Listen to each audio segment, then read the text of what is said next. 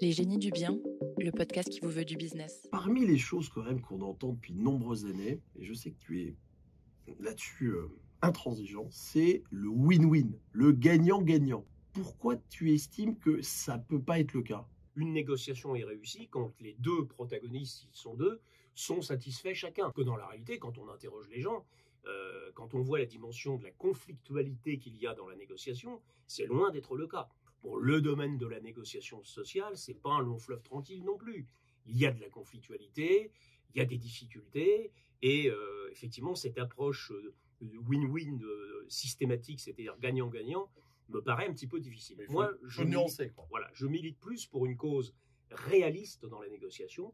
On peut aboutir à des compromis très favorables parfois, donc qui ressemblent au win-win, dans lesquels vraiment chacune des parties prenantes sort, même avec plus parfois que ce qu'elle avait imaginé. Donc c'est la dimension création de valeur dans la négociation, qui est très centrale dans le win-win.